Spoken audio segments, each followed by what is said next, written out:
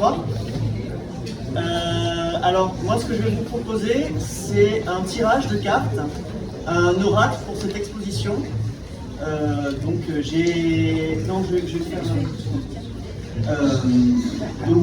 J'ai écrit un oracle sur la base de l'alphabet hébraïque que j'ai fait illustrer par un ami. J'ai apporté ici tous les dessins originaux et donc seulement 3 seront déballés. Le tirage se fera en 3 parties. Les 2 premières parties correspondent à l'appréhension de la temporalité en hébreu, c'est-à-dire il y a l'accompli, l'inaccompli, c'est-à-dire il y a le passé et ce qui n'est pas encore terminé, donc c'est à la fois le présent, le conditionnel et le futur. Et ensuite une dernière carte qui fait office d'une sorte de conseil des cartes, de carte bonus. Voilà. Pour ce faire, je vais m'aider d'un instrument qui est un pendule. C'est pas moi qui vais choisir, mais c'est plutôt le pendule qui va travailler pour tirer ces cartes. C'est une forme de magnétisme. Voilà. Donc je vais faire le premier tirage du coup sur l'accompli.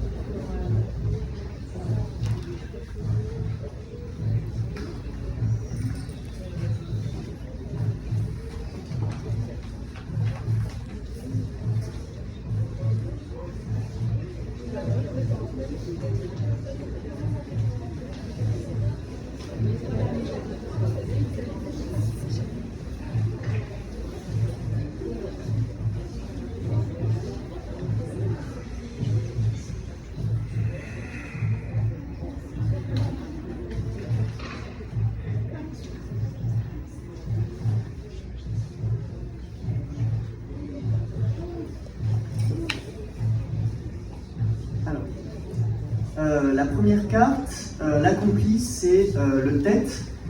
Alors, je vais jeter un œil à mon texte quand même pour me remémorer, mais il me semble que le tête, ça implique les profondeurs de l'être, notamment les peurs. Tête, ça veut dire le serpent en hébreu, le serpent ou le bouclier.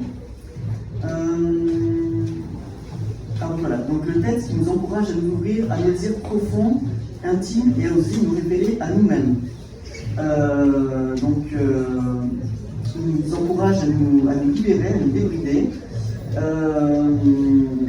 et accepter nos aspirations profondes. Donc pour ce qui est de l'exposition, ce que semblent indiquer les cartes, c'est que voilà, on a des artistes du coup qui ont pendant leur cursus et pour cette exposition, du coup, explorer leurs aspirations profondes et qui, dans cette expo, manifestent du coup leur univers profond et intime.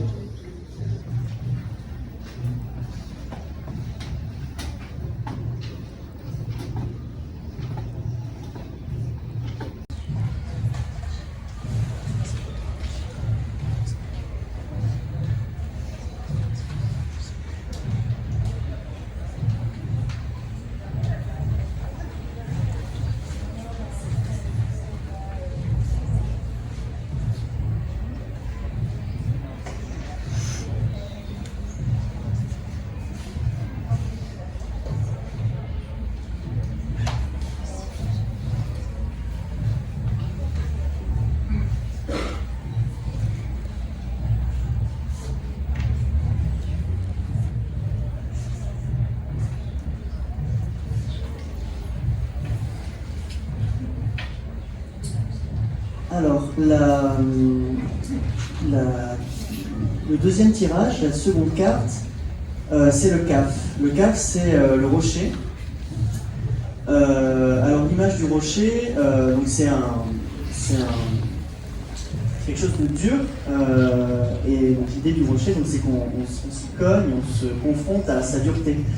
Et la dureté du rocher, en fait, et son immuabilité, nous renvoie aussi à notre propre finitude, à notre fragilité. C'est-à-dire que le rocher, il est solide, il est durable, et nous, en tant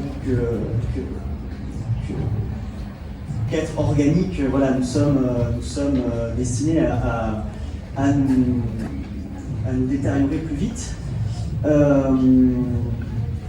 Et donc c'est une carte en fait de ce fait qui nous encourage à nous questionner sur le sens qu'on veut donner à notre vie.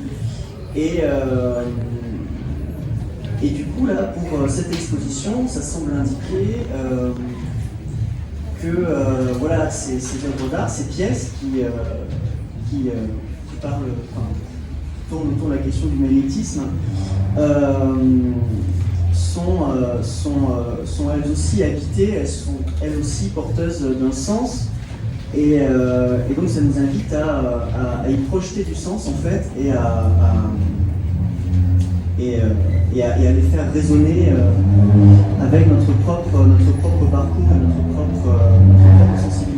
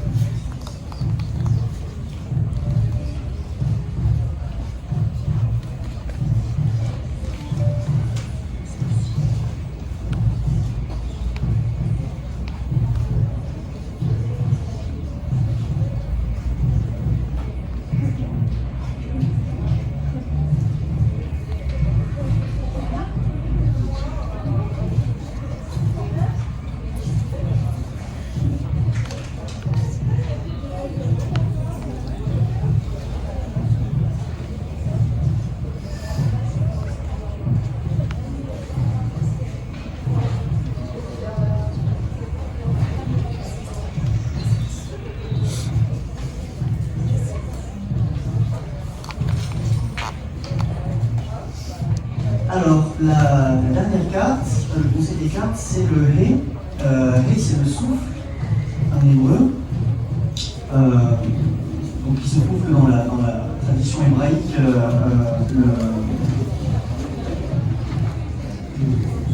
nous sommes habités par la nefesh, par le souffle divin, et non pas par la psyché. C'est-à-dire que le souffle est vraiment lié au corps.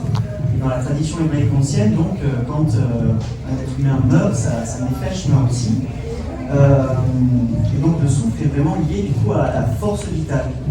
Et donc c'est une carte qui nous invite à respirer, à nous sentir exister profondément, à sentir notre corps. Et je pense que pour cette exposition, du coup, c'est une carte qui nous invite à nous sentir pleinement exister dans cet espace d'exposition, pour nous confronter à ces œuvres en plénitude et en